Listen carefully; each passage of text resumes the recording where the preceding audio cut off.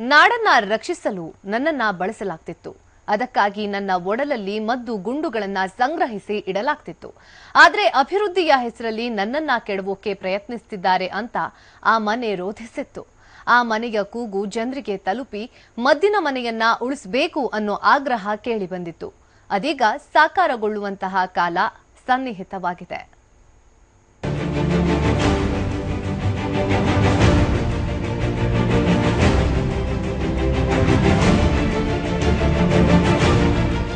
ಐತಿಹಾಸಿಕವಾದ ಈ ಮದ್ದಿನ ಮನೆಯಲ್ಲಿ ಮೈಸೂರು ಹುಲಿ ಟಿಪ್ಪು ತನ್ನ ವಿರೋಧಿಗಳನ್ನ ಮಟ್ಟ ಹಾಕೋಕೆ ಶಸ್ತ್ರಾಸ್ತ್ರಗಳನ್ನ ಸಂಗ್ರಹಿಸಿ ಇಡ್ತಾ ಇದ್ದ ಎನ್ನಲಾಗಿದೆ. ಸೈನಿಕರಿಗೆ ಇಲ್ಲಿಂದಲೇ ಮದ್ದುಗುಂಡು ಹಾಗೂ ಶಸ್ತ್ರಾಸ್ತ್ರಗಳನ್ನ ಪೂರೈಕೆ ಮಾಡಲಾಗ್ತಾ ಇತ್ತಂತೆ. ಇಂತಹ ಇತಿಹಾಸ ಪ್ರಸಿದ್ಧ ಶಸ್ತ್ರಾಸ್ತ್ರ ಕೋಟೆಯನ್ನ ಮೊದಲಿನ ರೂಪದಲ್ಲೇ ಶಿಫ್ಟ್ ಮಾಡಲು ಸಿದ್ಧತೆ ನಡೆಸಲಾಗಿದೆ.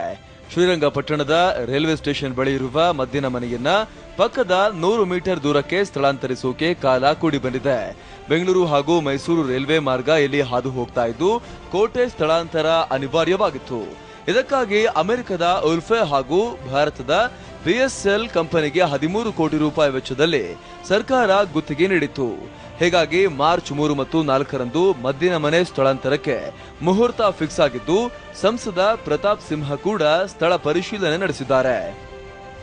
ಟಿಪ್ಪು ಆರ್ಮರಿ ಶಿಫ್ಟ್ ಆಗುವಂಥ ವಿಚಾರ ಮಾತ್ರ ಇನ್ನೂ ವಿಳಂಬವಾಗ್ತಾನೆ ಇತ್ತು.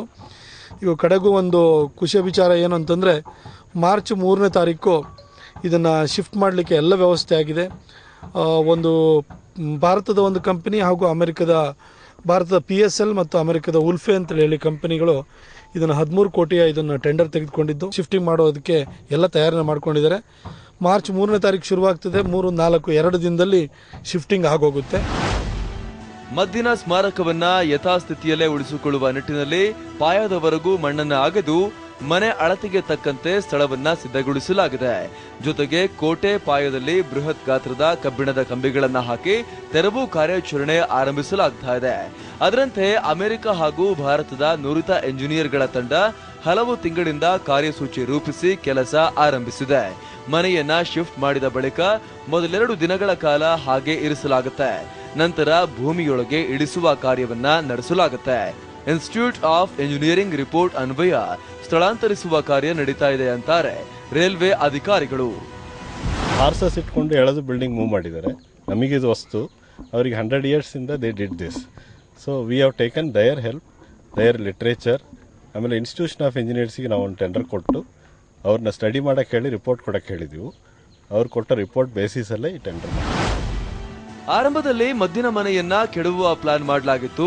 ಆದರೆ ಮನೆಯನ್ನ ಉಳಿಸಬೇಕು ಅನ್ನುವ ಒತ್ತಾಯ ಸಾರ್ವಜನಿಕರಿಂದ ಕೇಳಿಬಂದ ಹಿನ್ನೆಲೆಯಲ್ಲಿ ಶಿಫ್ಟ್ ಮಾಡೋಕೆ ನಿರ್ಧಾರ ಮಾಡಲಾಯಿತು. ಫೈನಲಿ ಈಗ ಶಿಫ್ಟ್ ಮಾಡೋಕೆ ಮುಹೂರ್ತ ಹತ್ತಿರ ಬಂದಿದೆ. ಹೀಗಾಗಿ ಸಂಸದರು ಹಾಗೂ ರೈಲ್ವೆ ಅಧಿಕಾರಿಗಳ ತಂಡ ಸ್ಥಳಕ್ಕೆ ಭೇಟಿ ನೀಡಿ ಪರಿಶೀಲನೆ ನಡೆಸಿದೆ. ಇದರಿಂದ ಬೆಂಗಳೂರು ಮೈಸೂರು ರೈಲ್ವೆ ಜೋಡಿ ಮಾರ್ಗದ ಕಾಮಗಾರಿ ಮುಗಿಯುವ ಕಾಲ ಕೂಡ ಸಮೀಪಿಸಿದೆ. ರವಿ, TV9 ಮಂಡ್ಯ.